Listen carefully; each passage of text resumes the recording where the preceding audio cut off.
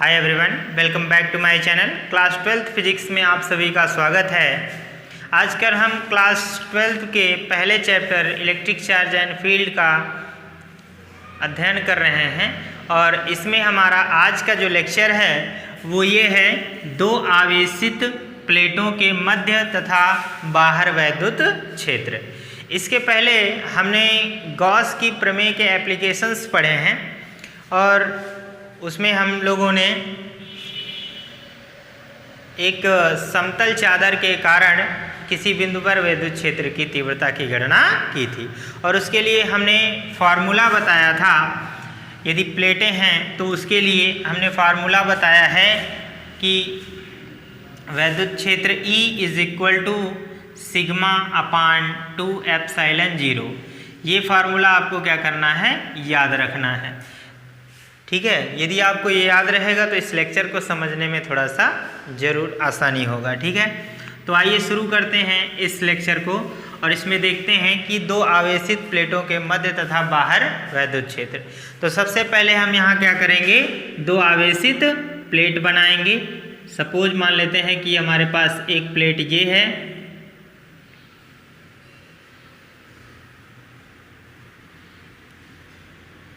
और यहाँ पर हमारी दूसरी प्लेट है।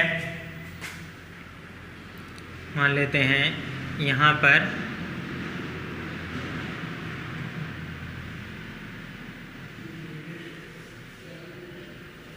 ये दूसरी प्लेट। ठीक है, अब यहाँ पर क्या होगा, तीन बिंदु प्राप्त होंगे। ठीक है, बाहर देखिए एक बिंदु यहाँ पर होगा और एक बिंदु इस साइड में होगा, ये बाहर हो जाएंगे और इन दोनों प्लेटों के बीच एक बिंदु हो जाएगा यहाँ पर।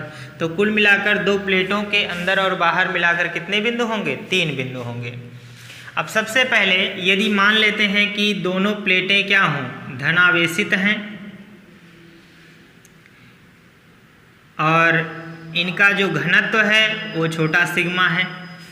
ठीक है, क्षेत्रफल के लिए हम आवेश घनत्व क्या लेते हैं, सिग्मा लेते हैं। ठीक है, ये ले लेंगे, इसका भी क्या हो जाएगा, सिग्मा।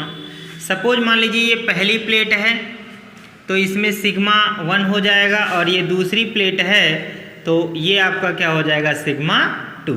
ठीक है, अब हम मान लेते हैं ये पहली बिंदु है, इसे हम मान लेते हैं A बिंदु और इसे मान लेते हैं B बिंदु और इसे मानते हैं क्या, C बिंदु। ठीक है, आप सोचिए कि आपको पता है कि किसी भी प्लेट से यानी समतल पृष्ठ से जो वैद्युत बल रेखाएं निकलती हैं वो सामने की तरफ बाहर लंबवत इस तरह से निकलती हैं। अच्छा, इस प्लेट की जो सिचुएशन है, यदि इस फिगर में ना समझ में आए तो इस तरह से समझिए, इस तरह से प्लेटें बनी हुई हैं। एक बिंदु यहाँ पर है, एक बिंदु इसके बीच में है और एक बिंदु इसके बाहर है, ऐसा हमने ले लिया है।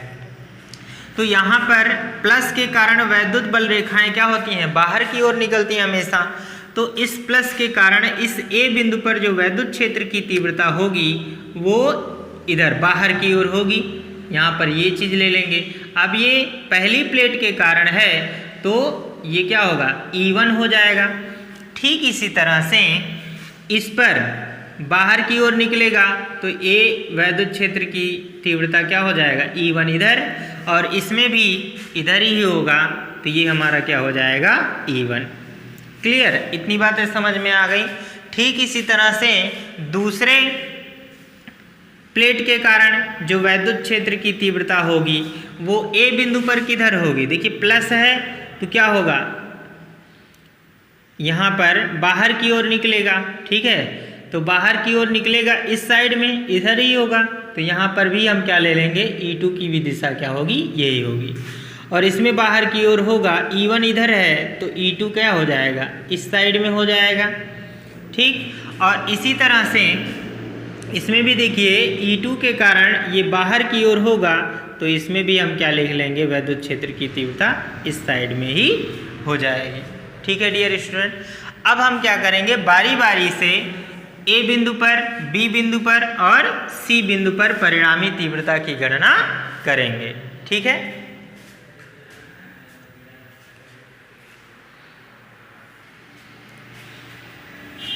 अब सबसे पहले एक कंडीशन लिखते हैं कि यहाँ पर दोनों प्लेटें क्या हैं, धनावेशित हैं। तो पहली कंडीशन ले रहे हैं हम, यदि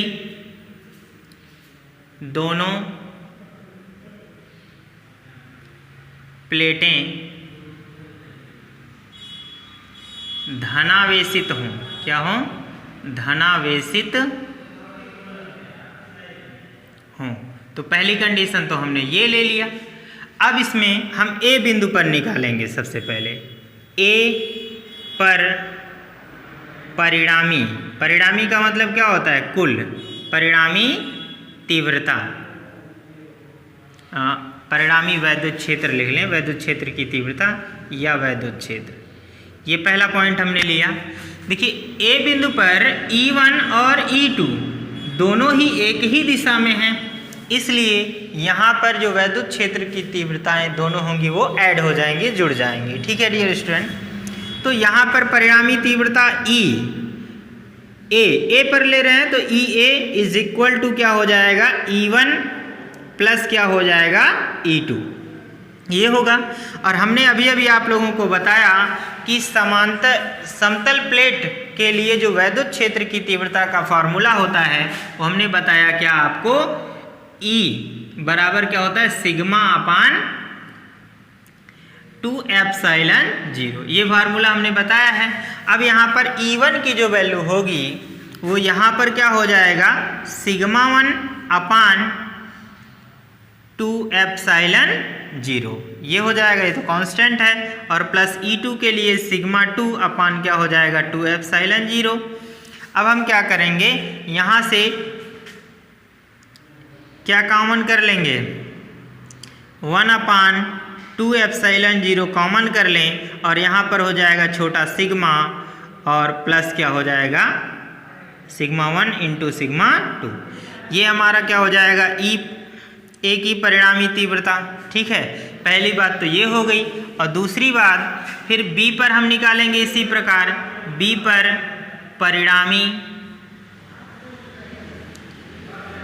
वैद्युत क्षेत्र, परिणामी वैद्युत क्षेत्र क्या हो जाएगा, इसी तरह से EB इज इक्वल टू, यहाँ पर B पर देखेंगे दोनों की दिशाएं अलग अलग हैं, इसलिए हम क्या कर लें, E1 माइनस क्या कर लेंगे, E2, और यहाँ पर वैल्यू रखेंगे सिग्मा 1 अपान 2 एप्सिलॉन 0 माइनस सिग्मा 2 अपान 2 एप्सिलॉन 0। और इसी तरह से यहाँ पर 1 अपान 2 एप्सिलॉन 0 कॉमन कर लें, सिग्मा 1 माइनस सिग्मा 2, ये आंसर निकल कर आ जाएगा। बहुत ही आसान है, सभी को समझ में आ रहा है। यदि समझ में आ रहा हो तो वीडियो को लाइक करते रहें। फिर थर्ड ले रहे हैं सी पर, है ना, सी पर परिणामी वैद्युत क्षेत्र, ये हमने लिया। अब इसी तरह से EC इज इक्वल टू, यहाँ पर देखिए E1 तो हो जाएगा, E1 हुआ, अब इसकी भी दिशा क्या है, सेम है, इसलिए ये भी ऐड हो जाएंगे। ठीक है, E1 प्लस E2, वैल्यू को पुट कर दें, सिग्मा 1 अपान 2 एप्सिलॉन 0, और ये हो जाएगा प्लस सिग्मा 2 अपान यहाँ पर 2 एप्सिलॉन 0।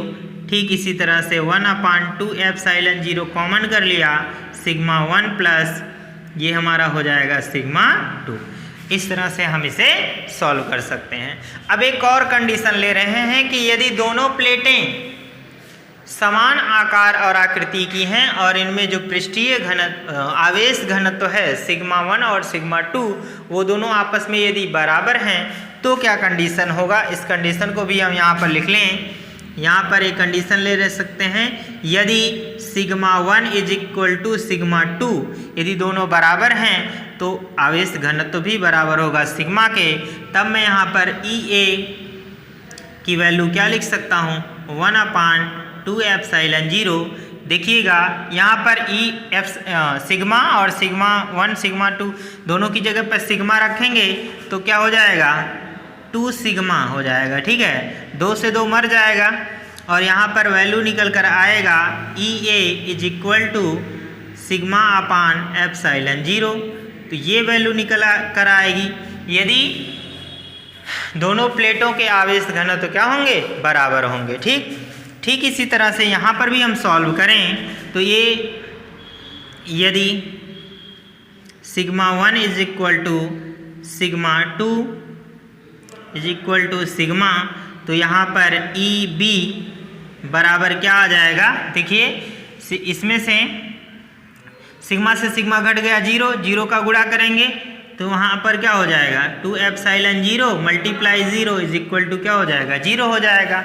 और अगर ये बराबर हैं तो यहाँ पर भी देख लें, यदि sigma 1 is equal to sigma 2 is equal to sigma, फिर यहाँ पर क्या हो जाएगा तो ई सी की वैल्यू क्या आ जाएगी, पहले वाले की तरह यहाँ पर भी 2 सिग्मा आएगा और 2 से 2 कैंसिल हो जाएगा तो सिग्मा अपान क्या हो जाएगा एप्सिलॉन 0। तो ये बातें तो आप समझ सकते हैं। इस तरह से हम पहले डेरिवेशन को क्या कर सकते हैं, कंप्लीट कर सकते हैं। यदि कोई डाउट हो तो कमेंट सेक्शन में ज़रूर लिखिएगा और आप इसका एक स्क्रीनशॉट लीजिए, फिर हम आगे कंटिन्यू करते हैं। दूसरा कंडीशन लेंगे, यदि दोनों प्लेटें धनावेशित ना हो, मतलब एक धनावेशित हो और एक ऋणावेशित हो। हमारा अगला टॉपिक है, यदि एक प्लेट धनावेशित तथा दूसरी ऋणावेशित हो। यानी यहाँ पर हम क्या कर रहे हैं कि यदि एक प्लेट धनावेशित हो गई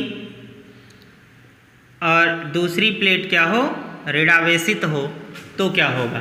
सपोज ये मान लेते हैं ये ऋणावेशित है, ठीक है, तो यहाँ पर भी बिंदु पुनः वैसे के ही वैसे ही मानेंगे। ए है, यहाँ पर हम ले रहे हैं बी है और यहाँ पर पुनः हम ले रहे हैं सी, ठीक है। तो देखिए पहले प्लेट के लिए ए पर जो विद्युत क्षेत्र की तीव्रता होगी, यानी वैद्युत क्षेत्र होगा, वो किस तरफ होगा, इधर की ओर होगा, ठीक है, ये होगा E1। अब ये कैसे हो रहा है, आपको पहले भी बताया जा चुका है कि यहाँ पर हम देखते हैं कि प्लस से जो बल रेखाएं निकलती हैं वो क्या होती हैं, बाहर की ओर निकलती हैं, ठीक है, और माइनस के कारण क्या होता है, वो अंदर की ओर बल रेखाएं निकलती हैं और बल रेखाओं की दिशा ही वैद्युत क्षेत्र की भी दिशा होती है। तो यहाँ पर जो माइनस चार्ज होगा उसमें अंदर की ओर बल रेखाएं आएंगी, तो वैद्युत क्षेत्र भी क्या होगा, अंदर की ओर होगा। तो पहले प्लेट के कारण ए पर जो वैद्युत क्षेत्र है वो E1 वो अंदर की ओर इस दिशा में होगा। अब इसी तरह से इसके लिए बी पर देखेंगे तो इस दिशा में इधर ही जाएगा ना, तो ये आपका क्या हो जाएगा E1, ठीक है, E1 हो जाएगा। और इसके लिए यहाँ पर देखिए फिर इस दिशा में हो जाएगा। देखिए ये प्लेट जो फर्स्ट है वो इसी तरफ है, तो यहाँ पर क्या होगा, E1 इसी दिशा में डायरेक्शन में होगा। ये फर्स्ट प्लेट के लिए हुआ। अब हम देखते हैं सेकंड प्लेट के लिए। सेकंड प्लेट के लिए जो वैद्युत क्षेत्र होगा ये प्लस है।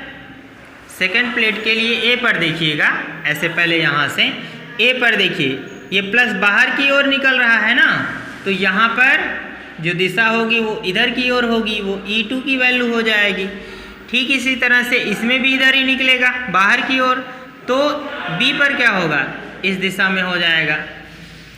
और अब यहाँ पर देखें, यहाँ पर ठीक है, इस प्लस के कारण बाहर निकलेगा, जब बाहर निकलेगा तो इसमें क्या होगा, दिशा ये हो जाएगी, ये E2 की वैल्यू हो गई। तो यदि इतनी बातें समझ में आ गई हों तो हम आगे कंटिन्यू करते हैं, ठीक है।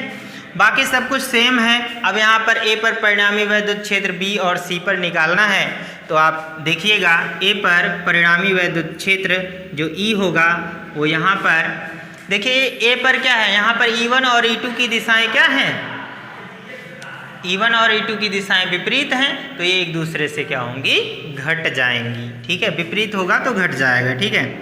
तो यहाँ पर क्या लिया जाएगा, E1 माइनस क्या कर लेंगे, E2।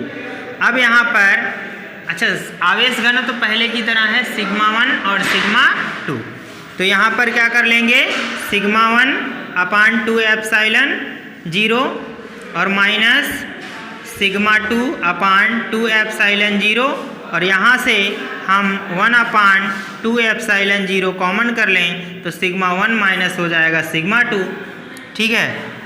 इस तरह से हम EA की गणना कर सकते हैं, ठीक है। EA बराबर इतना आ जाएगा, इसी तरह से b पर कंटिन्यू करेंगे तो क्या होगा, EB इज इक्वल टू क्या होगा, E1। अब यहाँ पर देखो b पर दिशा सेम है इसलिए E1 प्लस क्या हो जाएगा, E2, और फिर से वही काम करना है, सिग्मा 1 अपान 2 एप्सिलॉन 0 और प्लस सिग्मा 2 अपान 2 एप्सिलॉन 0। फिर यहाँ पर ऐड करेंगे तो सिग्मा E इंटू EB बराबर क्या हो जाएगा, 1 अपान 2 एप्सिलॉन 0 और यहाँ पर होगा सिग्मा 1 प्लस सिग्मा 2। तो इस तरह से इसे लिख सकते हैं। इसी तरह से C पर करें तो यहाँ पर EC इज इक्वल टू हो जाएगा, देखिए C पर भी दिशा विपरीत है तो यहाँ पर क्या कर लेंगे हम, E1 माइनस E2 करेंगे और यहाँ पर फिर से वही वैल्यू रखें, सिग्मा 1 अपान 2 एप्सिलॉन 0 और माइनस हो जाएगा सिग्मा 2 अपान 2 एप्सिलॉन 0। फिर यहाँ पर EC की वैल्यू आ जाएगी 1 अपान 2 एप्सिलॉन 0 और ये हो जाएगा सिग्मा 1 माइनस सिग्मा 2। फिर से वही कंडीशन लेते हैं, यदि सिग्मा 1 बराबर है सिग्मा 2 के, यानी आवेश घनत्व दोनों प्लेटों की बराबर है, देखिए प्रकृति अलग है पर यदि आवेश घनत्व समान है तो सिग्मा 1 बराबर सिग्मा 2 के और ये बराबर हो जाएगा सिग्मा के। तब यहाँ पर EA की वैल्यू क्या हो जाएगी, EA की वैल्यू जब होगी तो ये सिग्मा में से सिग्मा घट जाएगा तो कितना आ जाएगा, 0, और 0 का मल्टीप्लाई कर देंगे तो ये क्या आ जाएगा, 0 आ जाएगा। समझ में आ रहा है, ठीक है। इसी तरह से यहाँ पर भी कर लें, EB बराबर यहाँ पर लिख लेंगे सिग्मा 1 बराबर है सिग्मा 2 के और ये सिग्मा के बराबर है, यदि ऐसा हुआ तो तब EB बराबर क्या हो जाएगा, देखिए इनको ऐड करेंगे तो यहाँ पर क्या हो जाएगा, 1 अपान 2 एप्सिलॉन 0 और मल्टीप्लाई 2 सिग्मा, 2 से 2 कट जाएगा और ये वैल्यू आ जाएगा सिग्मा अपान एप्सिलॉन 0। इतना कर लेंगे। अब फिर क्या करते हैं, हम थर्ड के लिए लेते हैं C पर, तो C के लिए भी वैसे ही हो जाएगा, यदि sigma 1 is equal to sigma 2 is equal to sigma, so EC is equal to 0। इस तरह से हम अपने इस डेरिवेशन को कंप्लीट कर सकते हैं। वीडियो पसंद आए तो लाइक शेयर ज़रूर करिएगा। Thanks for watching this video. I will see you next video. Bye bye.